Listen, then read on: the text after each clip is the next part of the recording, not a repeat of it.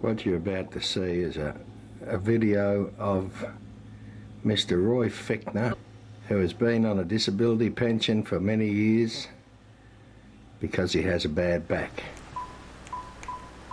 Would you dob in a welfare cheat? I would. Yes, I would. Definitely. I think welfare cheats are low dogs. Not a cheat? No, I'm not a cheat. I'm not collecting money from anyone.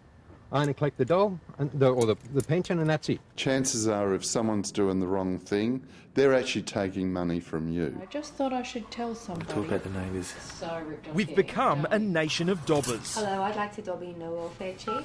Everyday Aussies turning into government informants, Yes, that's right. eager to expose greedy welfare cheats. Oh, that's a fair lift for a man with a bad back.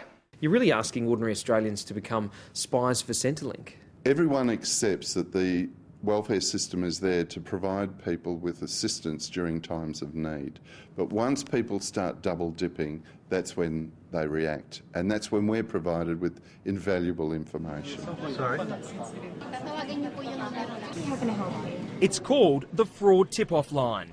Every week, more than 2,000 calls are received here from people wanting to dob in a Centrelink scammer.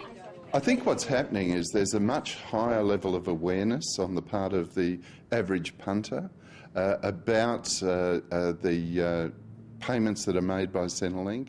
Hank Yongan from Centrelink says the tip-off line is now one of the most important tools used to nab fraudsters. What it is, it's about people quite genuinely being concerned that people are double dipping. But isn't it a bit un-Australian to want to dob in your workmate, your neighbour or a family member? Well, I say, what's un-Australian? Double dipping into taxpayers' money, ripping off your neighbour because that's where the money comes from, or if you're someone who's aware of someone who's dipping into the system incorrectly, providing us with that information so that there's more money to share around to those people who genuinely need it. Here he goes with the crowbar again. This man would have to rate in the top 10 of welfare malingerers in Queensland. In 2007, this Centrelink router was dobbed in by an eagle-eyed neighbour who even went as far as to secretly film him. The video shows Roy Fichtner pushing a boat around in his backyard, even though he'd been claiming a disability pension for 20 years for an injured back. Leaving for work on Monday morning at 6:20. Not only that, we also caught him lifting and carrying in a job that he said he didn't have. So you're not a malingerer? No, I'm not. It's estimated Mr. Fichtner received up to $200,000 in Centrelink payments before his neighbour blew the whistle. Why should the taxpayer be forking out for you if you're not really disabled? I can't afford to pay anybody else to do anything for me. I've got to do things myself at home. You've got to pay welfare. But how much is going, to low dogs who just want to rip off the system? That's what I'm concerned about. We tried to work 2GB radio broadcaster Chris Smith thinks we should all call the tip-off line if we suspect a scammer.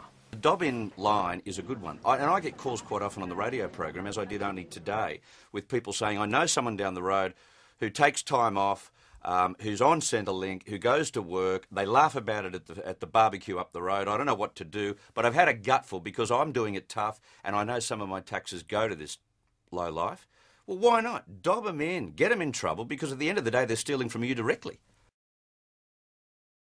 In the past 12 months, a record number of ordinary Australians have taken the extraordinary step of dobbing in a router.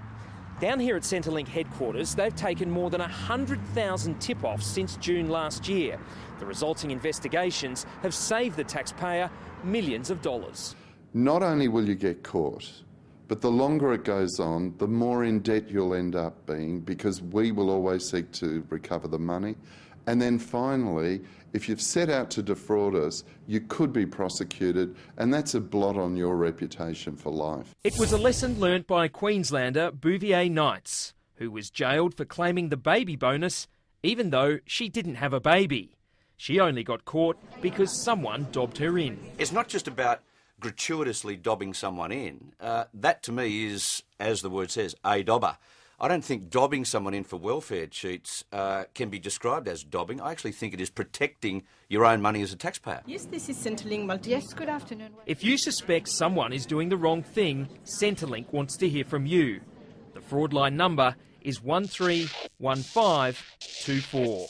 You can remain anonymous. Welfare payments are a safety net for people in need, and they're an important safety net. They're not a lifestyle choice.